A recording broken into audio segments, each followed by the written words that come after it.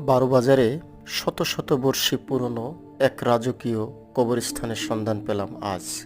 আপনারা জানেন, ঝিনাইদহ জেলার কালীগঞ্জ উপজেলার বারোবাজার একটা সময়ে সুলতানি আমলের রাজধানী ছিল।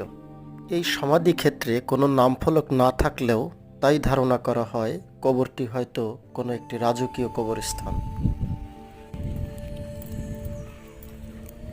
আসসালামু আলাইকুম, ভালো আছেন? বাসা কি এখানে? ও আচ্ছা, এই কবরস্থান সম্পর্কে কিছু জানেন?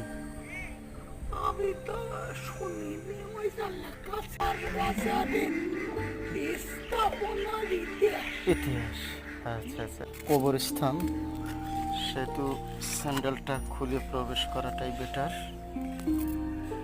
আসসালামু আলাইকুম, হালাল কবর। দেখুন,